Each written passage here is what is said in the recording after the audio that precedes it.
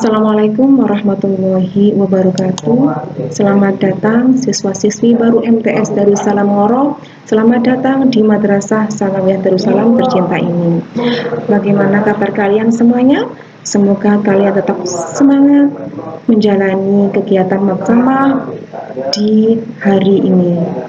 Nah, anak-anak, jangan pernah berputus asa dan kalian harus tetap semangat meskipun kita laksanakan maksama ini secara daring atau secara online.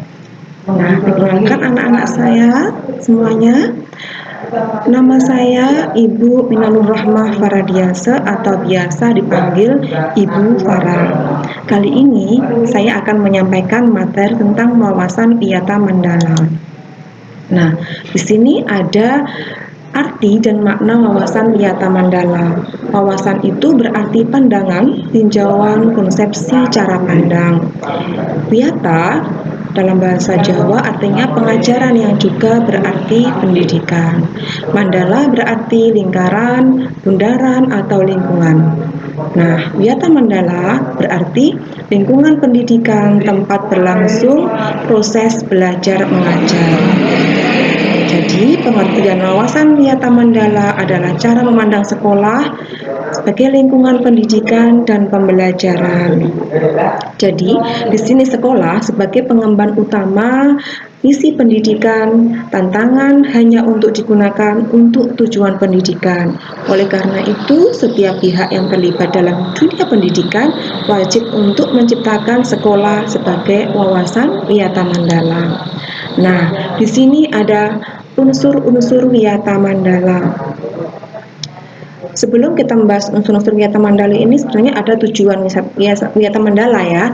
Tujuannya adalah diharapkan di sini semua siswa itu dapat berperan aktif dalam meningkatkan fungsi sekolah sebagai lingkungan, aktivitas dan kreativitas yang sangat diperlukan untuk menciptakan sekolah sebagai masyarakat belajar, tempat saling asah, saling asih, dan saling asuh yang dibimbing oleh kepala sekolah dan guru, sehingga dapat mendorong semangat dan minat belajar.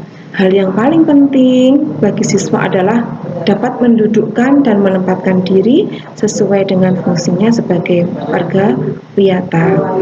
Nah, di sini ada unsur wiyata mandala. Sekolah merupakan lingkungan pendidikan. Ya, kepala sekolah mempunyai wewenang dan tanggung jawab penuh atas penyelenggaraan pendidikan dalam lingkungan sekolah. Antara guru dan orang tua harus ada saling pengertian dan kerjasama erat untuk mengemban tugas pendidikan. Hubungan yang serasi. Jadi, guru dan orang tua di sini harus saling kerjasama. Apalagi kalau lihat kondisi sekarang ini di masa pembelajaran daring atau online ini, kita tetap sangat membutuhkan kerjasama antara orang tua dan guru karena anak-anak belajarnya dari rumah.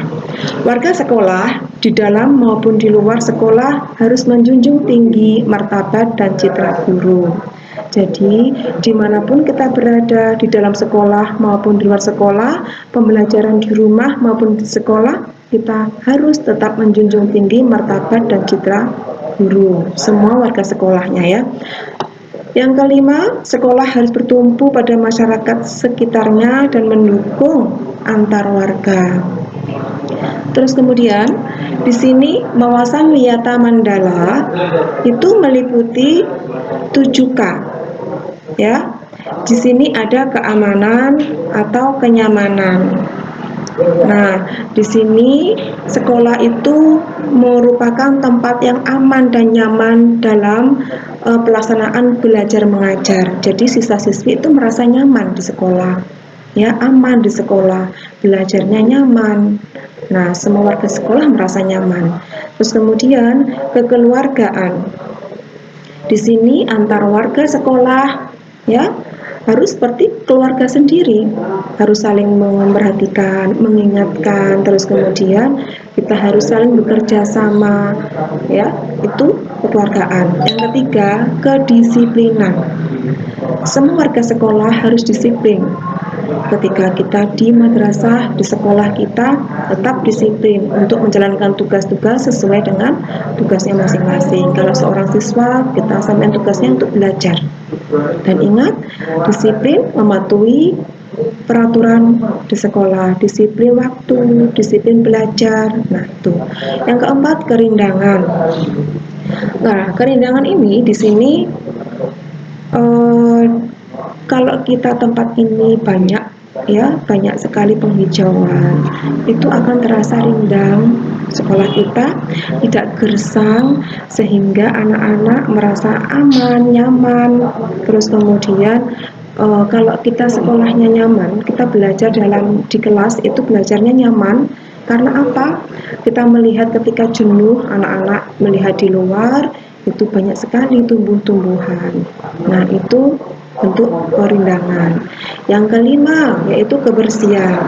Seluruh warga sekolah, warga madrasah kita wajib menciptakan kebersihan, ya.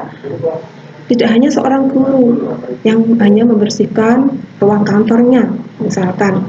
Nah, di sini murid juga berkewajiban untuk menjalankan tugasnya, yaitu menjaga kebersihan kelasnya masing-masing. Maka ada tugas untuk piket kelas itu, dan tetap menjaga kebersihan di kelas dan di lingkungan di sekitarnya, ya, sehingga kalau kelasnya bersih, ya, kita belajarnya nyaman. Nah, terus kemudian yang keenam yaitu keindahan. Kalau kita melihat kelas kita, sekolah kita bersih, terus kemudian semuanya disiplin, terus kemudian semua warga sekolahnya kompak, ya, menjalankan tugas masing-masing, maka akan nampak indah madrasah kita, sekolah kita. Yang ketujuh yaitu ketertiban. Untuk ketertiban, di sini semua warga sekolah itu tertib, ya, tertib untuk menjalankan peraturannya madrasah kita, ya.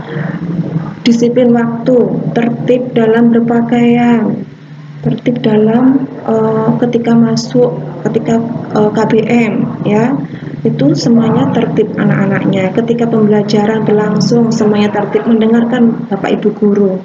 Ketika diterangkan, ketika diberikan tugas, semuanya anak-anak tertib untuk mengerjakan tugasnya masing-masing. Nah, selanjutnya yaitu komponen peran wawasan wiyata mandala. Di sini ada peran kepala sekolah atau kepala madrasah, yaitu berwenang dan bertanggung jawab penuh terhadap penyelenggaraan pendidikan di lingkungan sekolah. Nah, di sini kepala sekolah itu yang bertanggung jawab penuh terhadap semua penyelenggaraan pendidikan di lingkungan madrasah kita. Dan yang kedua yaitu kepala sekolah dihormati dan berwibawa. Artinya siapapun yang berkepentingan dengan sekolah harus melalui kepala sekolah. Semua yang berurusan dengan sekolah, ya. Jadi itu melalui kepala sekolah. Selanjutnya yaitu semua aparat sekolah. Semua aparat sekolah ini siapa? Ya, contohnya semuanya itu ya guru, ya siswa, semuanya. Tidak boleh bertindak sendiri-sendiri melainkan seizin kepala sekolah. Ya, di sini ada seluruh warga sekolah. Contohnya kalau gurunya kita izin. Mau adapun kegiatan apapun, agenda apapun, kita izin kepada kepala sekolah. Terus kemudian kepala sekolah melaksanakan program-program yang telah disusun bersama komite sekolah.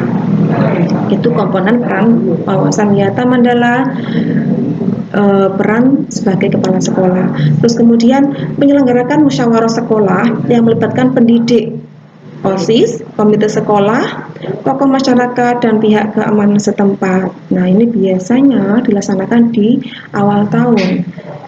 Ya, kita semuanya seluruh warga sekolah atau tenaga pendidik maupun non tenaga pendidik bersama komite dan tokoh masyarakat itu kita bermusyawarah. Untuk apa? Untuk merencanakan bagaimana sekolah ini perkembangan biar sekolahnya lebih maju lagi, ya. Terus kemudian untuk menertibkan lingkungan sekolah yang baik, yang berbentuk peraturan atau tata tertib. Mengadakan rapat koordinasi yang bersifat insidentil intern antara guru, wali murid maupun siswa. Kalau ini sangat penting karena apa? Kalau kita melihat kondisi sekarang ini di masa pembelajaran daring, ya, ini banyak sekali keluhan-keluhan dari wali murid, dari guru, dari siswa. Nah, ini sangat sangat penting mengadakan rapat koordinasi, ya, yang bersifat insidentil tadi. Terus kemudian menyelenggarakan kegiatan yang dapat menunjang kegiatan sekolah seperti pramuka, PKS, PMR, kesenian, olahraga, dan lain-lain. Nah, peran guru di sini adalah menjunjung tinggi martabat dan cita-cita guru, citra guru dengan sikap dan tingkah laku. Nah, di sini menjadi teladan atau pamong di masyarakat, karena seorang guru kalau tinggal di masyarakat itu kan kita agak sedikit ya dihormati ya dalam lingkungan masyarakat. Jadi selain kita menjunjung tinggi martabat dan citra guru dengan sikap dan tingkah laku, kita juga di sini menjadi teladan atau pamong di masyarakat. Pasti beda dengan masyarakat yang lainnya. Karena Pak, oh itu Pak Ibu guru, oh itu Pak guru, oh itu Bu guru, pasti masyarakat juga akan menghormatinya. Guru mampu memimpin baik lingkungan sekolah maupun di lingkungan sekolah. Guru dipercaya oleh diri sendiri dan warga sekolah. Itu seorang guru, peran seorang guru. Kemudian peran sivitas akademika. Nah, di sini lebih ke tenaga non pendidik, ya. Tanpa usaha, sekolah harus mendukung kepentingan administrasi dalam rangka proses belajar mengajar di sekolah. Nah, di sini TU memberikan pelayanan kepada siswa-siswi untuk jika dalam pembayaran, terus kemudian untuk menghandle ya administrasi siswa-siswi dalam proses belajar mengajar, contohnya dalam administrasi kegiatan, terus kemudian administrasi sekolah itu nanti akan dihandle oleh TU. Perangkat sekolah yang lain seperti pegawai, satpam, tukang kebun, piket, dan lain-lain harus melaksanakan hak dan kewajibannya sesuai bidang tugas masing-masing. Jadi semuanya warga sekolah ini mempunyai tupoksi ya, tugas pokok dan fungsi masing-masing. Terus kemudian semua warga sekolah menjalin rasa persaudaraan demi kenyamanan sekolah, ya, agar di sekolah ini bisa terjalin rasa persaudaraan dan kenyamanan. Semuanya itu harus bekerja sama, harus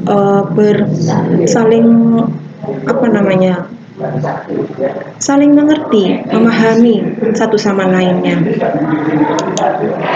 Nah, di sini ada peran murid. Peran murid yaitu mentaati tata tertib yang berlaku di sekolah tanpa kecuali. Jadi semuanya siswa-siswi Madrasah Darussalam Ngoro ini wajib mentaati tatib yang berlaku di sekolah tanpa kecuali. Hormat dan sopan kepada gurunya dan warga sekolah yang lain. Ya, kalau kita lihat kemarin ini mulai dari tahun sejak kita daring tahun kemarin itu sangat berdampak ya bagi perilaku siswa-siswi.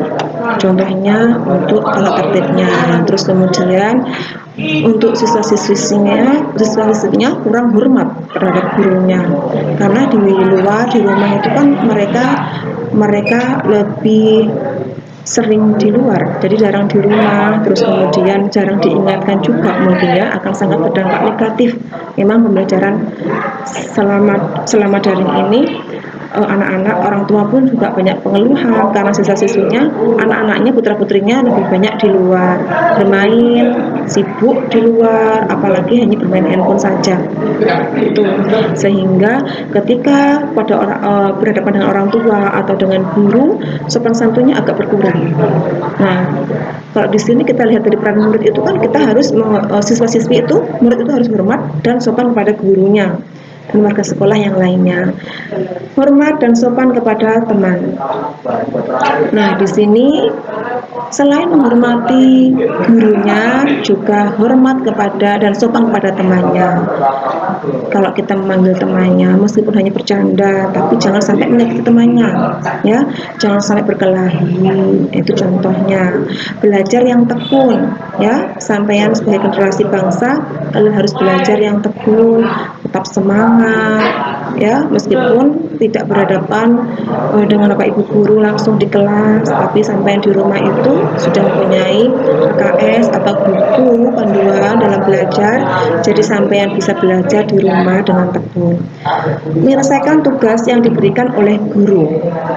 Jadi selama daring ini, karena kehadiran sampean itu dilihat dari sampean aktif dalam mengumpulkan tugas atau absensi dengan cara online. Itu meskipun online, sempatkanlah sampean itu, ya wajib, bukan menyempatkan ya, wajib semuanya mengerjakan tugas semuanya yang diberikan oleh Bapak Ibu guru.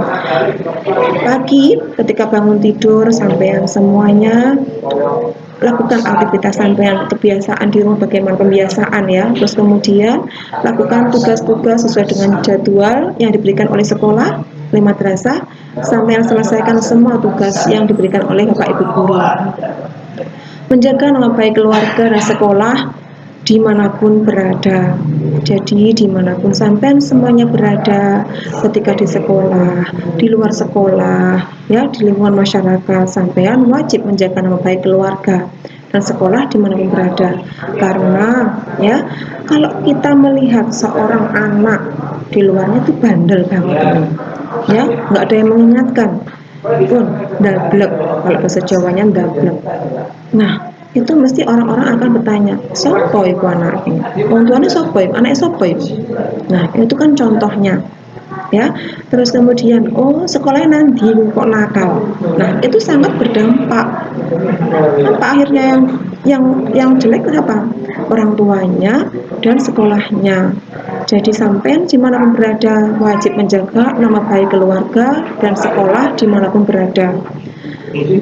Kemudian menjaga dan memelihara fasilitas belajar dan mengajar. Nah, di madrasah ini semuanya sudah ada fasilitas di kelas. Contohnya di kelas ini ya.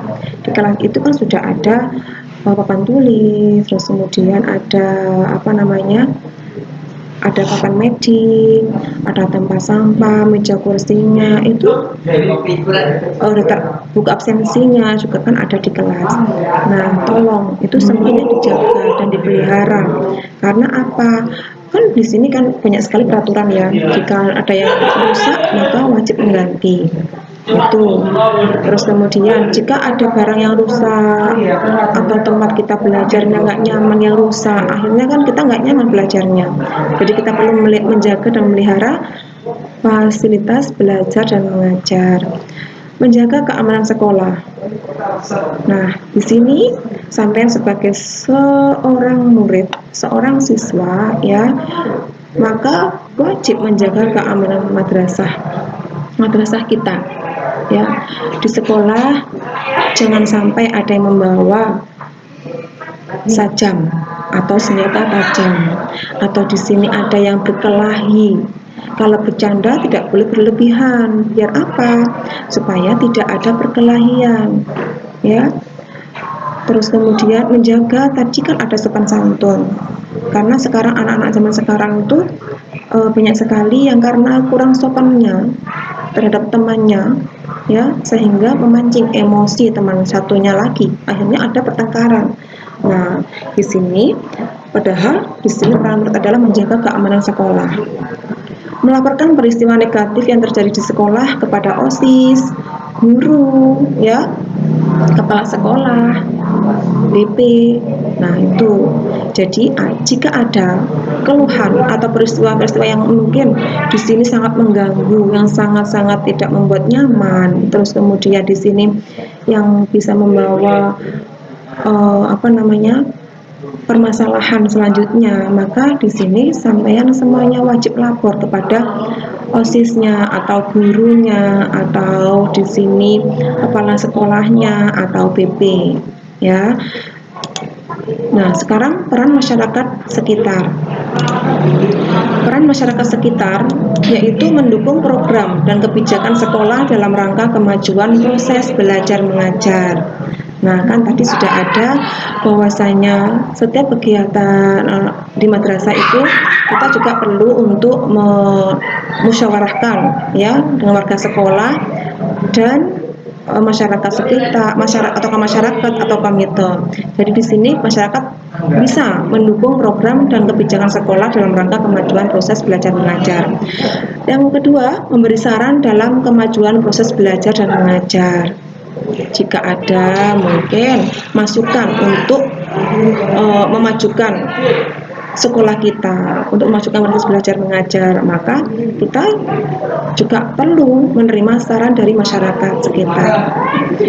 Yang ketiga, ikut menjaga keamanan lingkungan sekolah.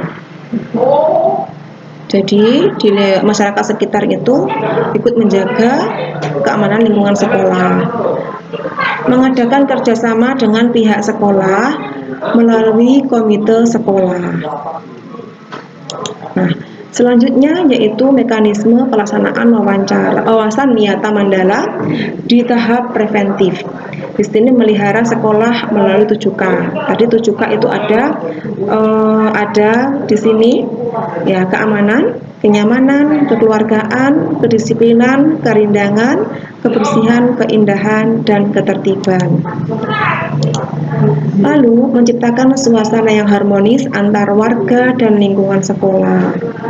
Ya, tadi ini ada peran seluruh warga sekolah, ada peran guru, peran murid ya tadi di sini. Membentuk jaring pengawasan.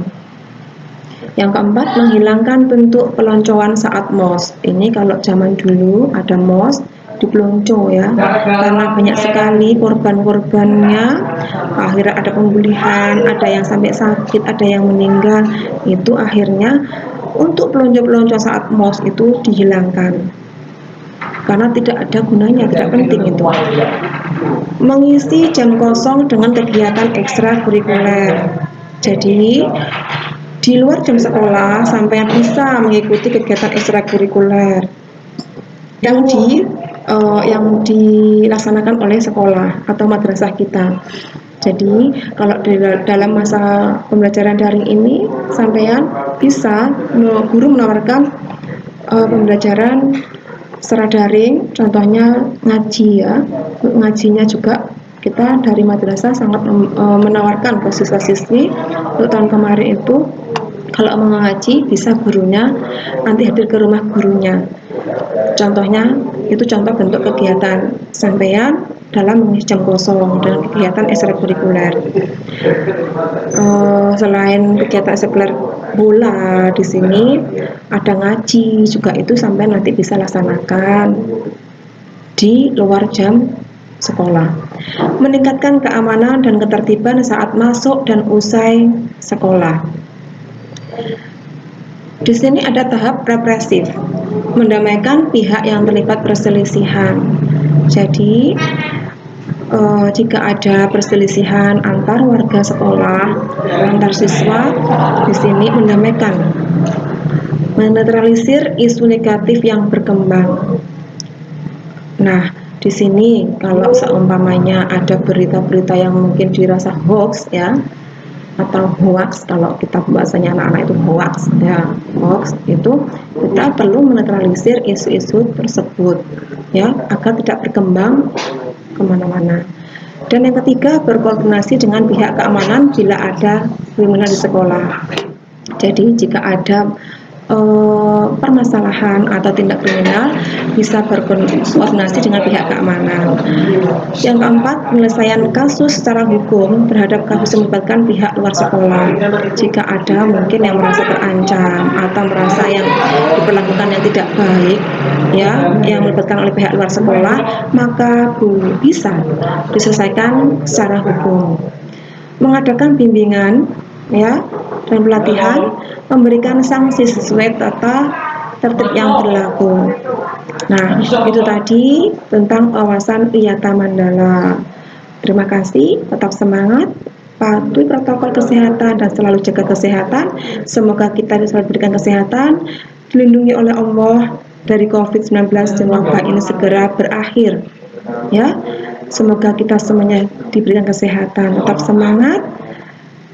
Setelah ini saya akan memberikan tugas dalam bentuk link, ya. Nanti saya akan share linknya. Nah, kalian nanti kerjakan tugas di link dan itu ada absensinya juga. Terima kasih. Demikian dari saya. Wassalamualaikum warahmatullahi wabarakatuh.